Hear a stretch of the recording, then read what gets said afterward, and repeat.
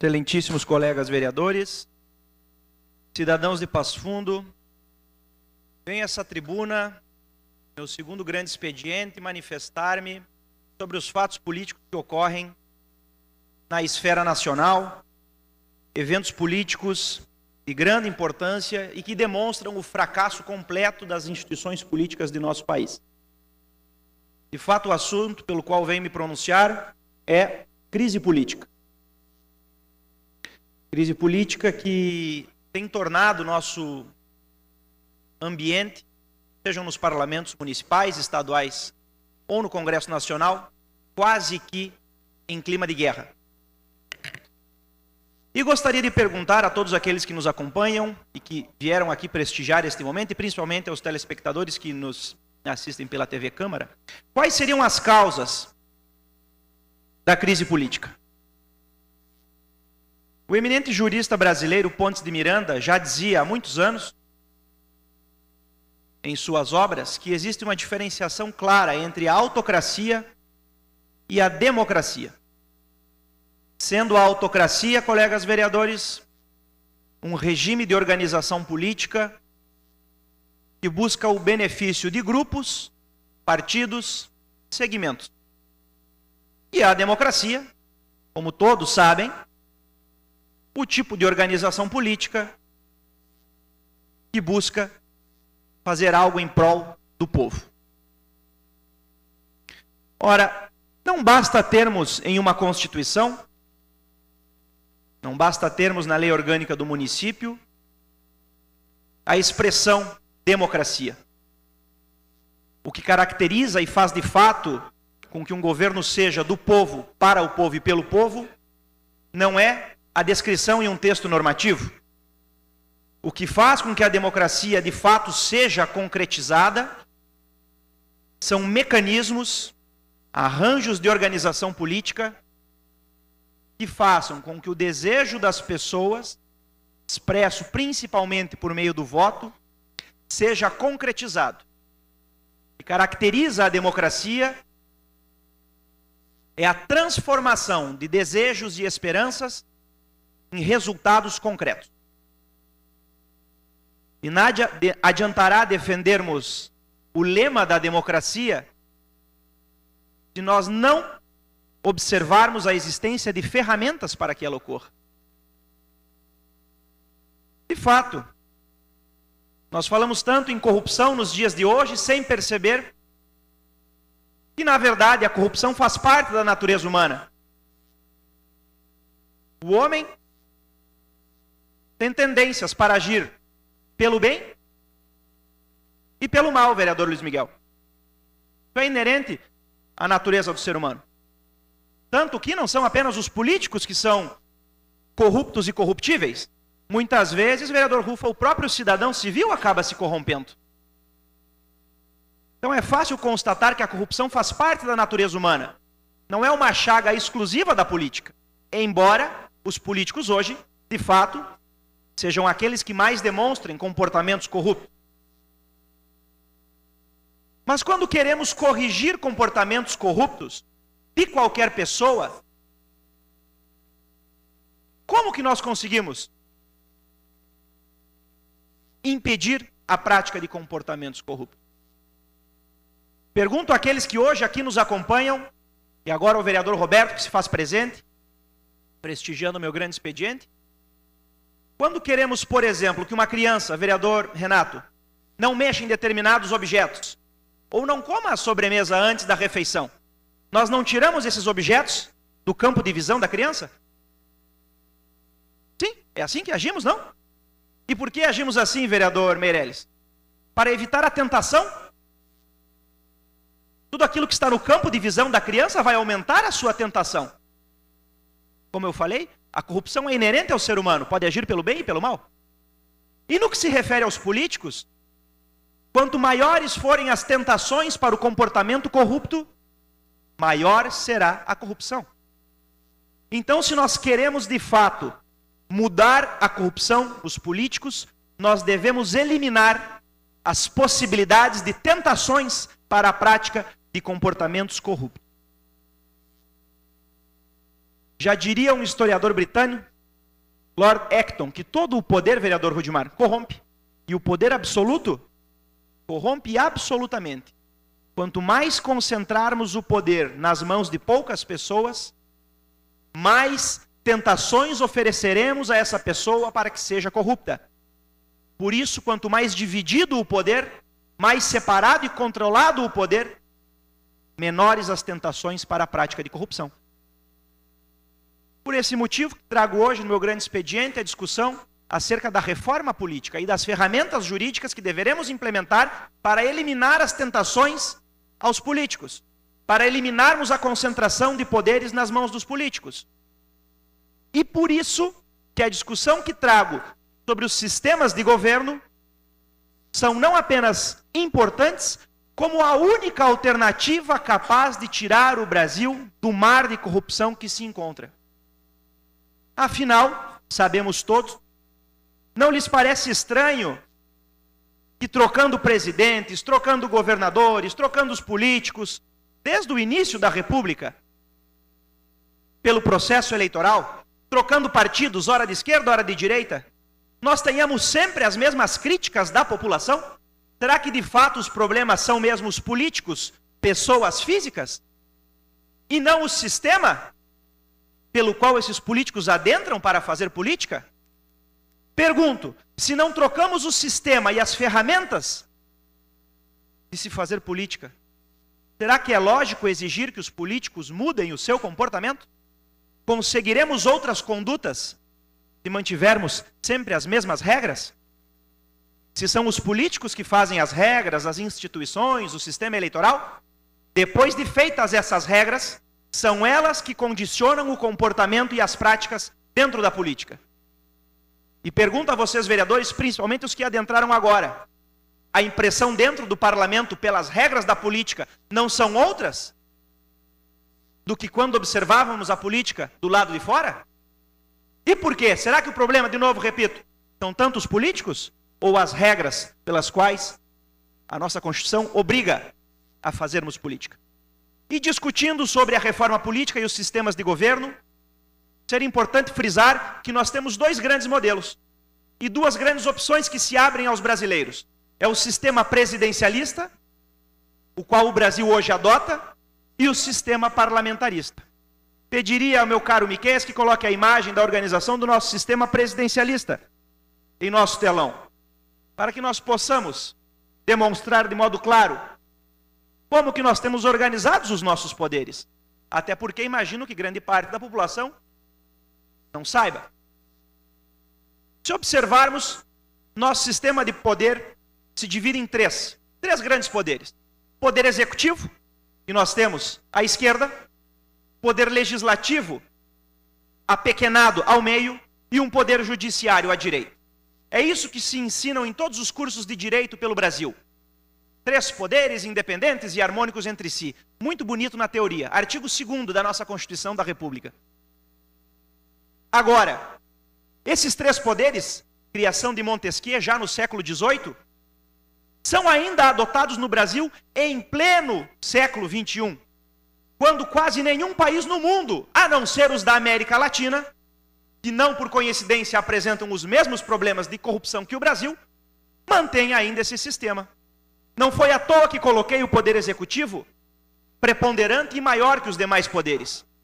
Porque o poder executivo concentra em suas mãos as funções de Estado, de governo e de chefe da administração. Ora, são funções, meus caros, estas três, de Estado, governo e administração, que estão nas mãos dos poderes executivos, da União, dos estados e dos municípios, ou seja, nas mãos dos presidentes, dos governadores e dos prefeitos, são funções tão distintas entre si, tão diferentes, que mantê-las nas mãos de uma só pessoa é abrir com toda a certeza espaço para a corrupção e aumentar as tentações nas mãos daqueles que ocupam o cargo de chefe do poder executivo. Afinal, ser chefe de Estado pressupõe defender toda a nação, acima de partidos políticos, defender todos os brasileiros, todas as raças, todas as classes, sem amigos ou inimigos, enfim, ser defensor do bem comum. controlar as Forças Armadas, nomear os ministros do Supremo Tribunal Federal, controlar a diplomacia do Brasil com outras nações, enfim, ser chefe de Estado, seja em âmbito municipal, seja em âmbito estadual, seja em âmbito federal, pressupõe pensar na nação e não em partidos. O objetivo contrário é da função de governo, função altamente ideológica, pois ser governo é dar uma determinada linha de atuação política para um país, para um estado, para um município em determinado momento da história. Linha essa que não se confunde com o Estado, pois a população, a exemplo desta que está hoje aqui nos acompanhando, pode querer, por exemplo, em um determinado momento, uma linha de governo mais socialista, mais à esquerda, e é legítima. E outro momento pode querer, por exemplo, uma linha mais liberal, mais à direita, mais conservadora, que também é legítima. Ora, nenhuma das duas linhas de governo se confundem com o Estado, pois embora as pessoas possam ter divergências ideológicas e pertencerem a partidos distintos, todos querem o bem da nação. Pergunto, como uma pessoa poderá ser chefe de Estado e chefe de governo ao mesmo tempo? Mas, como imaginar que um sistema político que concentra, além da função de Estado e de governo, ainda a função de chefe da administração nas mãos do Executivo, conseguirá agir de modo imparcial? Não é a crítica de toda a população que os governos atuam principalmente atendendo e prestando serviços públicos para aqueles que são amigos do chefe do Poder Executivo, em qualquer esfera da federação? Todos sabem, quando vão pedir o atendimento a um órgão público, que se, por exemplo, alguém é amigo do presidente da República, terá um atendimento por parte da administração, e aquele que não tem amigos perante os poderosos eleitos, não serão atendidos pela administração. Ora, esse é o tipo de democracia que a gente quer? Democracia em que o Estado, a administração pública ficam entregues a um governo ideológico partidário? Democracia em que, se um determinado governo perdeu as eleições, não terá benefício algum? Vejamos nós mesmos na Câmara de Vereadores. Isso não é crítica às pessoas que ocupam os cargos, mas à lógica do sistema. Como fica apequenada a nossa oposição? Muitas vezes com demandas legítimas. Mas a tendência, pela lógica do sistema presidencialista, é que não seja atendida da mesma forma que os membros do governo. E isso no governo do Estado se repete da mesma forma, e no governo federal é indiscutível, pois é evidente. Mas, como fica o poder legislativo nesse presidencialismo? Qual capacidade, colegas vereadores, que temos de fato para fiscalizar o executivo? Discutimos agora há pouco sobre as incumbências de nós, vereadores, colega Rudimar. Vejam bem, democracia, meus caros, não é apenas ter possibilidade de eleger alguém, de votar. Democracia é escolher os seus representantes, escolher seus governantes e fiscalizá-los e responsabilizá-los se o povo entender que o governo não vai conforme a vontade da população. E quero trazer atenção para 2 pontos, sem partidarismos. Vejam que no nosso presidencialismo não há responsabilização do chefe do Poder Executivo. E tomo como exemplo 2 casos, o impeachment da presidente Dilma e a discussão do impeachment do atual presidente Temer. É lógico, pergunto a vocês que me acompanham aqui, é lógico que para trocarmos um governo nós tenhamos que começar um processo de impeachment que, lento e moroso, precisa ainda por cima comprovar a existência de crime. Para poder retirar um governante? Ora, o poder não é de vocês, povo. Se é assim do povo, não deveria ser possível que vocês escolhessem a permanência ou a alternância do governo a qualquer momento? Vejam que o povo parece, vereador Saul, como um rei de uma peça teatral no atual sistema. Reina enquanto permanece no palco, no dia das eleições, para depois, passadas as eleições, sair de cena e ficar no esquecimento. Esse é o sistema que, concentrando poderes nas mãos de poucas pessoas e poucos grupos, não cria uma democracia, cria uma autocracia. E é por isso que, se nós precisarmos esperar para responsabilizar um governo pela caracterização de um crime, nenhum presidente, nenhum governador, nenhum prefeito será impeachmentado. Convenhamos, será que precisaríamos quase 1 ano de processo para retirar a presidente Dilma? Será que precisamos de tanto tempo para retirar o presidente Temer? Não basta a vontade popular? Precisa o presidente atualmente dizer, não saio, se quiserem me tirem? Que absurdo! Quão baixo se tornou a nossa democracia? Vejam só, se nós precisarmos comprovar crimes pelo chefe do Poder Executivo para puni-lo, alguém imagina que o chefe do Poder Executivo cometerá algum crime e será pego em flagrante? Não foi o que fez o presidente Temer utilizando um laranja, ex-deputado Rodrigo Rocha Loures, correndo o vereador Alex com uma mala? Será que alguém imagina em sua consciência que o presidente Temer sairia ele correndo com uma mala? Se nós precisarmos comprovar com crimes a inoperância de um governo, nunca responsabilizaremos nenhum mau governante. E não é à toa que em toda a história republicana de mais de 100 anos, só 2 presidentes foram impeachmentados. Um sistema ineficaz. Um sistema em que o presidente nomeia os ministros da Suprema Corte, envergonhando a nação. Não vimos agora, no julgamento da chapa Dilma e Temer, posicionamento vergonhoso do ministro Gilmar Mendes, claramente parcial no seu julgamento? Por que isso ocorre? Porque os homens são corruptos ou porque as instituições permitem, e o sistema permite, vereador Luiz Miguel, que o presidente nomeie os ministros da Suprema Corte? Permite que o presidente nomeie presidentes de autarquias, para que aí se utilizem da máquina pública para benefício próprio e não para benefício do povo. E pediria, caro Miquéias, que troque o nosso slide para mostrarmos que o que proponho, juntamente com defesas que já estão sendo feitas no Congresso Nacional, por uma reforma política que adote um outro sistema de governo, um sistema de governo parlamentarista, que separe os poderes em 4 ou mais poderes, colocando a chefia de Estado acima dos demais poderes. Um governo, vejam, que não seja escolhido diretamente pelo voto, mas saia do parlamento. O quão bonito seria, vereador Rudimar, se nós pudéssemos aqui criar um governo e nós pudéssemos, livremente, discutindo com nossos eleitores, criar uma maioria parlamentar altamente fiscalizável pelos próprios vereadores.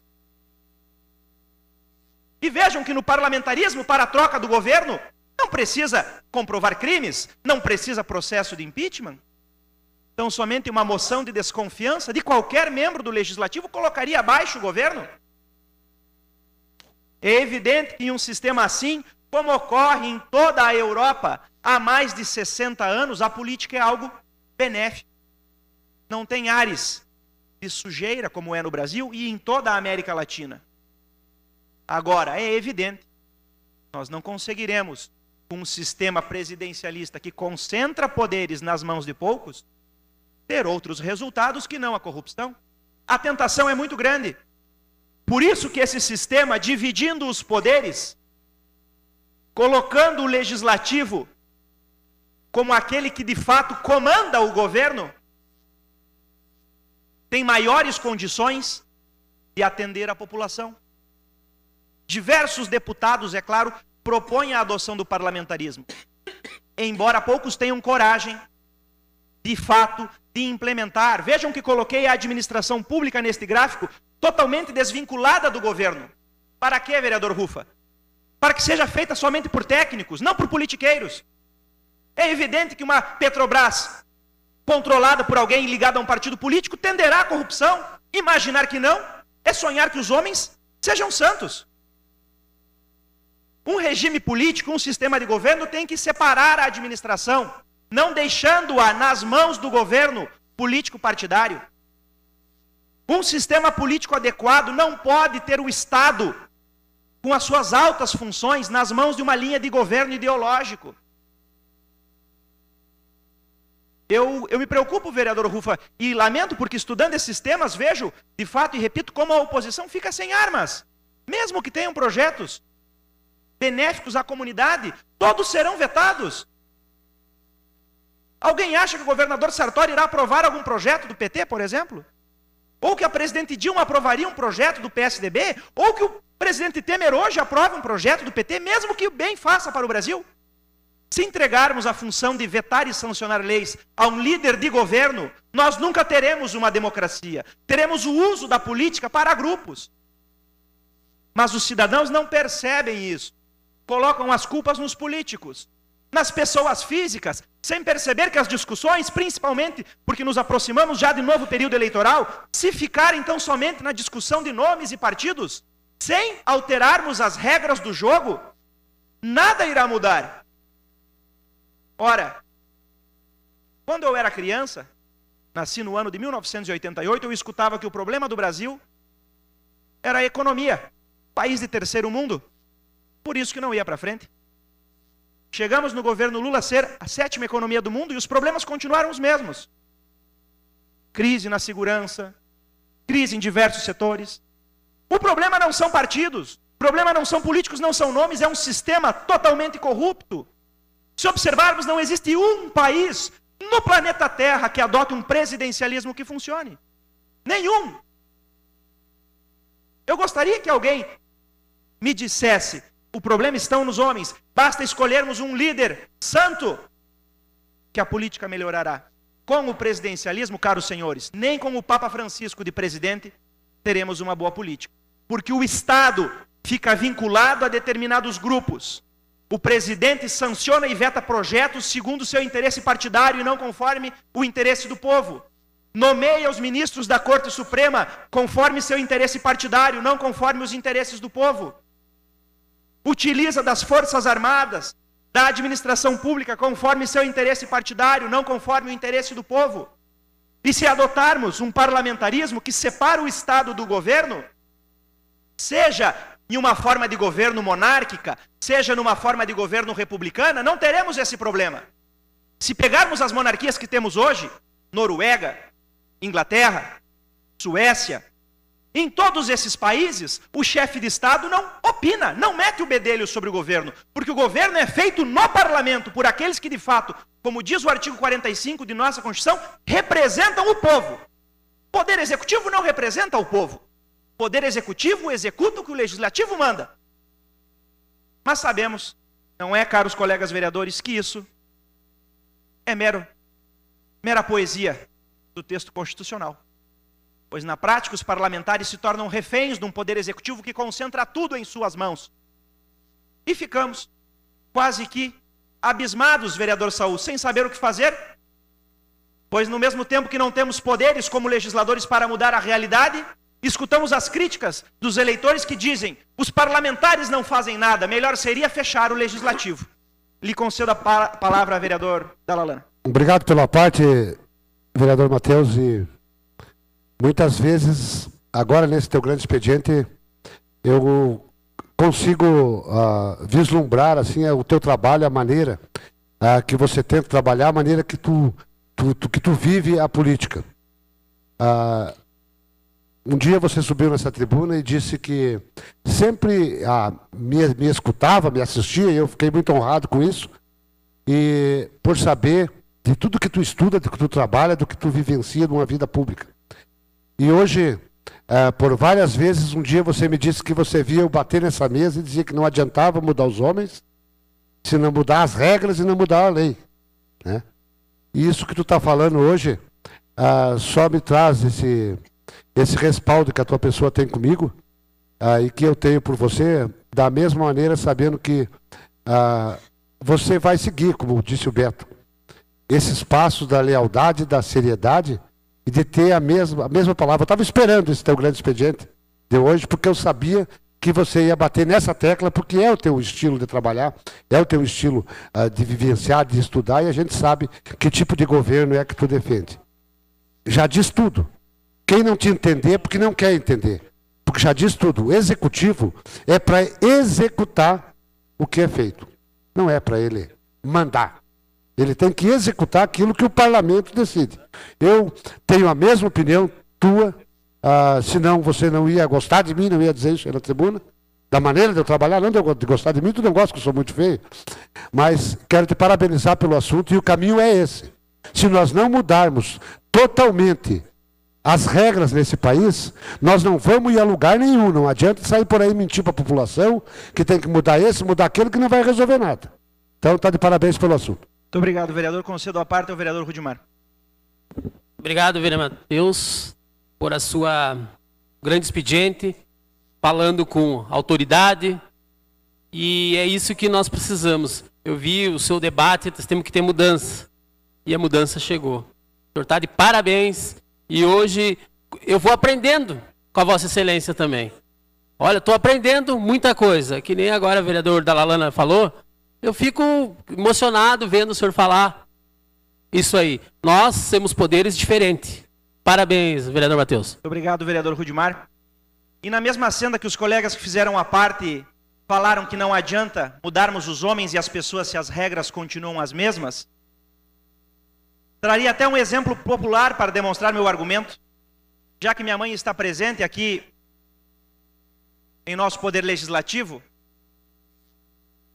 Sempre escutei muitas mães dizerem que quando um moço não tinha comportamentos adequados, deveria, vereador Eloy, pegar quartel. Não era esse o argumento, vereador Paulo? E por quê? Porque o moço, talvez se fosse indisciplinado e mudasse de ares, mudasse de regras, mudaria de comportamento. Então vejam a sabedoria das mães, que já percebem que o comportamento dos filhos é condicionado pelas regras às quais elas se submetem. Eu vejo o vereador Alex com alegria que, quando discutimos tais ideias, não há divergência ideológica que se coloque no caminho. Inclusive, o PCdoB, Partido de Vossa Excelência, já, na época da Constituinte, defendeu o parlamentarismo. Vejam que maravilha. Quando o sistema político é racional e organizado, solicito, senhor presidente, 5 minutos de comunicação urgente. Muito obrigado. Concedido. Quando o sistema político é racional e organizado, o eleitor não tem problema, caso não esteja gostando de um governo de esquerda, de trocar o voto e votar em um governo de direita. Pois o que ele quer é resultados. Na atual sistemática, vejam bem, após eleito, o presidente ou o chefe do poder executivo, aos amigos marmelada, aos inimigos bordoadas. É engraçado, irônico observar a hipocrisia de um sistema que faz com que pessoas, quando na oposição, tenham um discurso e na situação outro. E cito aqui a hipocrisia, inclusive, do meu próprio partido, o PSDB, que criticava as linhas de governo do governo Dilma, afirmando ser um partido de oposição, mas que, quando da troca de governo, defende o mesmo modo de governar do presidente Michel Temer. Quanta hipocrisia! Ora, sejamos justos. Exigir santidade dos homens, quando as regras não são benéficas a comportamentos virtuosos, é exigir demais. A tentação é muito grande no presidencialismo, dando muito poder ao executivo. Por isso, se nós quisermos outros comportamentos, devemos, é claro, mudar as regras. E quando eu escuto as pessoas afirmarem, principalmente, vereador Meirelles, Vossa Excelência, que é meu colega estudioso do direito, dizerem que bom que vocês são vereadores da base, ou falarem dos deputados estaduais, que bom que aquele deputado é da base, pois assim ele tem acesso à administração. Eu pergunto, principalmente, vereador Luiz Miguel e vereador Rufa, vocês que são da oposição, por acaso não têm eleitores? E os eleitores de Vossas Excelências não são também cidadãos? Mas isso é culpa, vejam, do governo, do prefeito, do governador, do presidente, ou de um sistema irracional que coloca tudo isso de bandeja na mão de poucas pessoas? Não sejamos ingênuos. Talvez, vereador Rufa, se Vossa Excelência fosse o prefeito, se fosse o governador e fosse o presidente, faria a mesma coisa, atendendo às demandas do PP? Vereador Luiz Miguel atendendo às demandas do PDT? Exigir comportamentos diferentes em um sistema irracional? Ou é má fé ou muita ingenuidade. Por isso que tomei a liberdade, como alguns parlamentares no Congresso Nacional, acima de partidos estão fazendo, de propor uma moção para que esse parlamento assine uma moção de apoio pela reforma política e pela adoção de um sistema parlamentarista. Para que façamos essa moção chegar ao Congresso Nacional. Será a voz dessa casa para dar, nesse momento de crise, uma solução, uma opinião e um caminho. Que mesmo que não seja escutada, fará pelo menos com que tenhamos a responsabilidade pelo momento de crise pelo qual o país passa. Responsabilidade que nós não iremos fugir no que compete aos vereadores. É muito importante que nós tenhamos a coragem para trocar esse sistema. As eleições para deputados federais e senadores e presidente da República serão no ano que vem. E é muito importante, principalmente aqueles que desejam concorrer à cadeira de deputado federal, que tenhamos noção da importância que essa é a reforma mais importante de todas as reformas. Sejamos sinceros, como discutirmos qualquer tema sem transformá-lo em guerra, se não temos instituições, como mostrava anteriormente, como um Estado que esteja desvinculado de interesses políticos partidários? Mesmo que um presidente queira falar em nome da nação brasileira, se estiver vinculado a um partido político, não terá legitimidade. Pelo menos não terá legitimidade pelos adversários que pensam de modo diferente e que também são cidadãos e devem ser escutados e respeitados. Por isso que eu peço que os colegas vereadores acompanhem na assinatura dessa moção, como um pedido singelo, para que mostremos um caminho e que talvez, começando com o Parlamento de Passo Fundo, nós tenhamos uma posição para uma esperança para o Brasil. Repito, todo o poder corrompe, e o poder absoluto corrompe absolutamente. Quanto mais concentrarmos o poder nas mãos de poucos, menos democracia teremos. E a letra da nossa Constituição não passará de mero verso, não tendo efeito algum na prática. Por isso que trocamos governos, trocamos políticos, trocamos partidos, mas as críticas do povo cada vez mais se aprofundam com relação à política brasileira, a ponto das pessoas muitas vezes pararem nós políticos nas ruas e nos tratarem com agressividade, como se nós pudéssemos, num sistema engessado deste que acabei de demonstrar, fazer milagres, vereador Paulo Neckel. Exigir que o parlamento faça algo de fato concreto no presidencialismo brasileiro, vereador Rudimar, Vossa Excelência sabe, principalmente pelo projeto que logo mais discutiremos, é exigir milagres dos legisladores. E se nós, de fato, que somos aqueles que estamos em direto contato com a população, que pela letra da Constituição representamos o povo, devemos ter coragem de adotar um sistema de governo coerente com a vontade popular. Um parlamentarismo que faça com que a maioria do legislativo governe e que o executivo execute aquilo que o legislativo e o povo de uma cidade, de um estado e de uma nação deseja.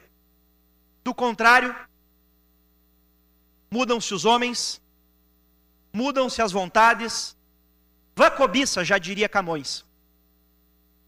Mas a ambição permanecerá a mesma. Agradeço a todos pela atenção, muito obrigado.